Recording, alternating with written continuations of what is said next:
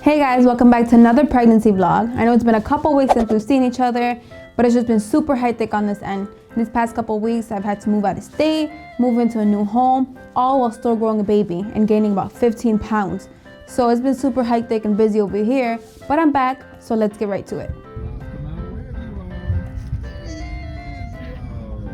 I wanted to do this video on the do's and don'ts of packing your hospital bag.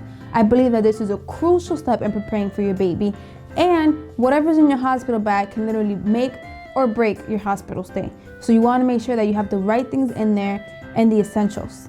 The first thing on my list of things to bring is a toiletry bag, obviously with your toiletries inside.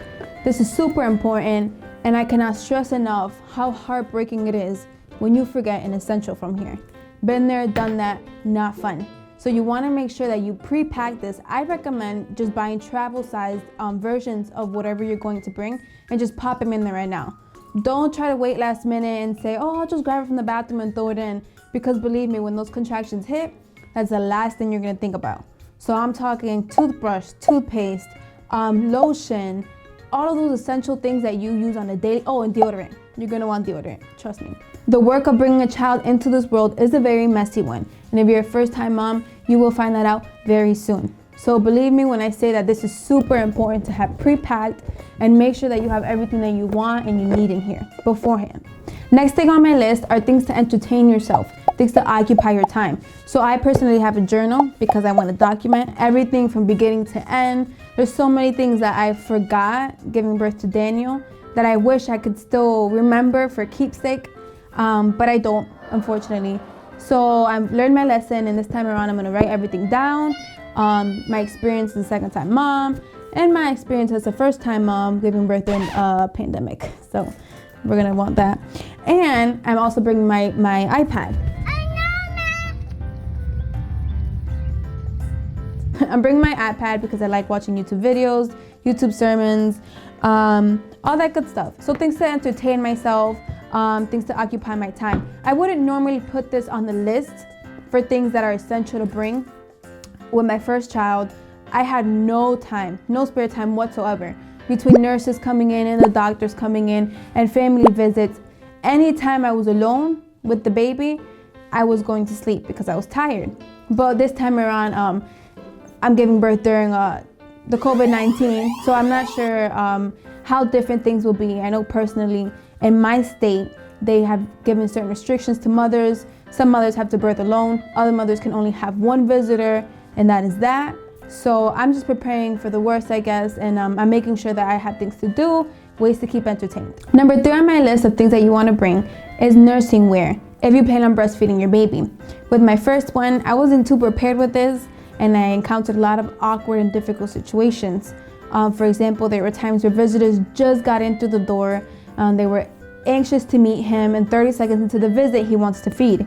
So now I have to kick everyone out so that I can, feed comfortably.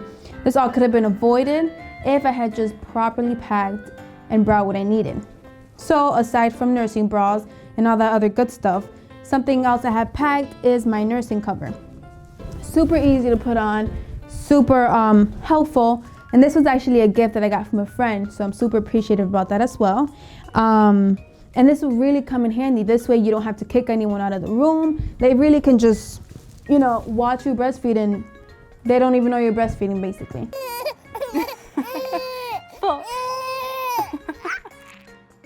Something else you're gonna wanna bring to the hospital are cozy, comfortable items. I personally have packed a bathrobe, and I have a nice fleece to keep me warm. With my firstborn Daniel, I had to ask for about 5 blankets before I felt that the temperature in the room was bearable. And it was then that I realized how cold the hospitals were.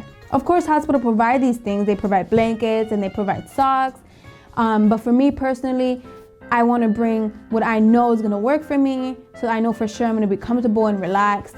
Like I said, birthing is so hard and so just traumatizing, to be honest.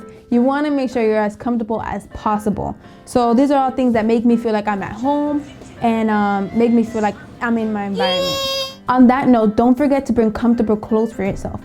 Don't worry about the cutest outfit. Believe me, that's the last thing you're going to be thinking about. And unfortunately, you will still look 6 months pregnant after you give birth. So bring clothes that's gonna be loose, it's gonna be comfortable, even for your going home outfit. For the baby, I recommend bringing about 3 outfits, nothing too crazy. Remember, you're only there for about 48 hours if you have a good birth. And again, just bring comfortable clothes for the baby as well. And don't forget their gloves, because they will scratch their lives away if you don't stop them. So comfortable clothes, gloves, and remember, you're only there 48 hours, so don't overpack. Last but not least on my list of things to bring is a birthing plan. And I say this because I have pictures of right after I gave birth where they put Daniel on my chest and we're doing skin to skin, but I do not remember taking those photos. With Daniel, I decided to go all natural, which means that I wasn't under any kind of medication or anything like that. But I guess with all the chaos and just being so tired from just having pushed out a human, I was out of it, you know. I was out of it for a little bit until I was able to eat and relax a couple hours after I gave birth. With no pressure, rush, or pain, you can decide exactly how you want your labor to go. And under normal circumstances where there's no C-sections or anything like that, they'll honor your birth plan. In a birthing plan, you would add things like you want or you don't want epidural. You want them to delay cutting the umbilical cord, or you want them to cut it right away. Certain important things that you want can get done, and you can make sure that they get done by putting them in your birth plan.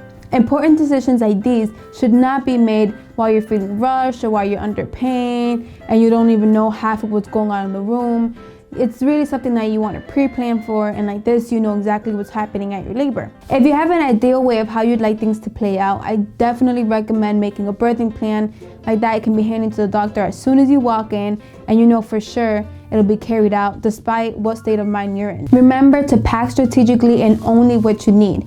While you're at the hospital, they will provide diapers and they will provide wipes for your baby. So don't bring any of that extra stuff. And make sure to leave room, because normally when you leave the hospital, they want to send you off with things that will make your first week with baby super easy. And this includes more diapers, more wipes, if you're breastfeeding, some creams, things to help you heal. So you want to make sure that you have space for those also in your bag. That's all for this video, friends. Thank you so much for watching, and please make sure to stay tuned for more upcoming content. Till next time.